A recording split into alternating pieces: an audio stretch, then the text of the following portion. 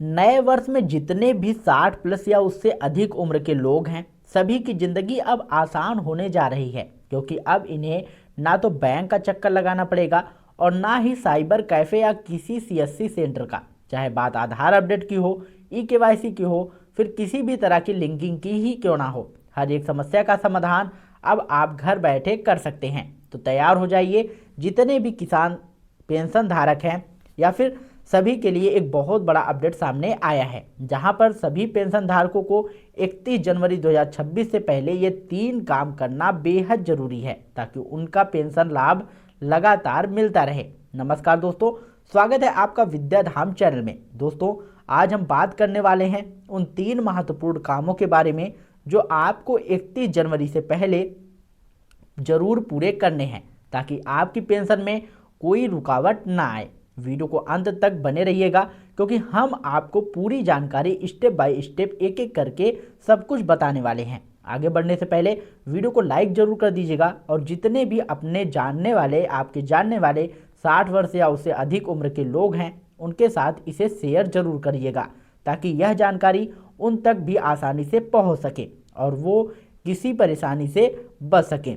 ठीक है, अगर आप इस चैनल पर पहली बार आए हैं तो चैनल विद्याधाम को सब्सक्राइब जरूर कर लीजिएगा, क्योंकि यहाँ पर आपके अधिकारों से जुड़ी हुई बातें हमेशा की जाती हैं। यह जानकारी बिहार सहित पूरे भारत के सभी वरिष्ठ नागरिकों पर लागू होती है। अगर बिहार सरकार की वृद्धावस्था पेंशन योजना की बात करें तो पहले जहां 400 रुपये मिलते थे, अब उसे बढ़ाकर 1100 रुपये कर दिया गया है। यह बढ़ी हुई राशि सीधे आपके बैंक खाते में डीबीटी के माध्यम से भेजी जा रही है।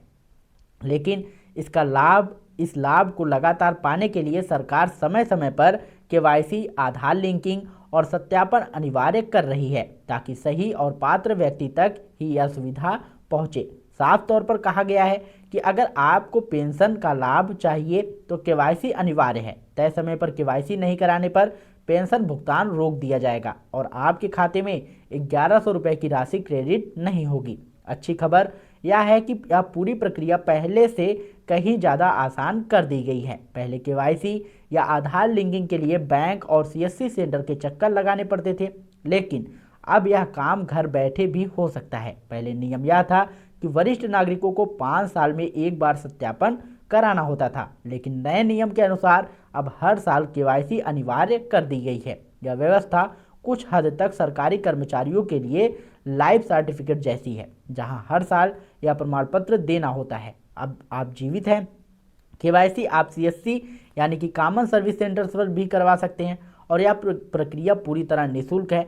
अगर कोई भी सीएससी संचालक आपसे 50 रुपये 100 रुपये की मांग करता है तो सावधान हो जाइए, आपको एक भी रुपये देने की जरूरत नहीं है। ऐसी स्थिति में आप संबंधित विभाग से शिकायत कर सकते हैं। सरकार का उद्देश्य यही है कि सभी नागरिक बिना किसी परेशानी के सरकारी योजनाओं का लाभ उठा सके, लेकिन सही जानकारी के अभाव में लोग इसका पूरा फायदा नहीं ले पाते। इसलिए जो है विद्या धाम चैनल आप लोगों के लिए ऐसी ही जरूरी जानकारी हमेशा लेकर आता रहता है।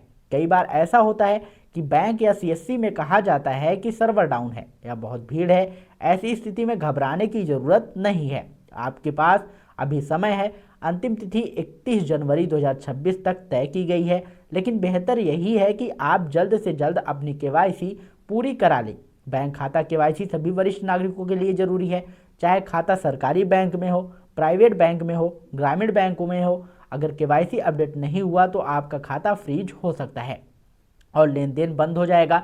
एक बार खाता फ्रीज हो जाने के बाद उसे दोबारा चालू करवाने में काफ़ी परेशानी होती है। अब एक और बड़ी राहत की बात यह है कि कई बैंक वरिष्ठ नागरिकों के लिए वीडियो केवाईसी की सुविधा दे रहे हैं। इसका मतलब यह है कि आपको बैंक जाने की ज़रूरत नहीं पड़ेगी। आप बैंक की वेबसाइट या मोबाइल ऐप में घर बैठे वीडियो केवाईसी कर सकते हैं। इससे सर्वर की समस्या, लाइन में लगने की समस्या, सीएससी सेंटर जाने की समस्या, पैसे मांगने जैसी परेशानियों से बच सकते हैं और सारी परेशानियां खत्म हो सकती हैं। यह नियम सिर्फ 60 वर्ष से ऊपर वालों के लिए है। 18 से 60 वर्ष के सभी खाता धारकों के लिए केवाईसी अपडेट कराना अनिवार्य है। अगर आपने केवाईसी नहीं कराई तो आपका खाता भी फ्रीज हो सकता है और लेन देन बंद हो जाएगी। पहले यह प्रक्रिया 5 साल में एक बार होती थी, लेकिन अब हर साल जरूरी कर दी गई है। इसके साथ ही आधार और पैन लिंकिंग भी बहुत ज़रूरी है। अगर आधार और पैन लिंक नहीं हुआ तो पैन निष्क्रिय हो जाएगा और बैंक से पैसे निकालने या लेन देन करने पर टीडीएस कटना शुरू हो सकता है। इसका असर आपकी पेंशन, उज्ज्वला योजना, किसान सम्मान निधि और अन्य सरकारी योजनाओं पर भी पड़ सकता है। इसलिए सभी से यह अपील है कि जल्द से जल्द अपनी केवाईसी, आधार और पैन लिंकिंग का काम पूरा जरूर कर लें 31 जनवरी 2026 से पहले। यह काम करना अनिवार्य है ताकि आपकी पेंशन और अन्य सरकारी लाभ बिना किसी रुकावट के मिलते रहें। तो दोस्तों, अगर आपको ये जानकारी पसंद आई हो तो वीडियो को लाइक करिएगा, शेयर करिएगा और यदि चैनल पर पहली बार आए हों तो चैनल को सब्सक्राइब करके बेल आइकन जरूर दबाइएगा। मिलते हैं नई वीडियो में नई अपडेट के साथ, तब तक के लिए जय हिंद, जय भारत।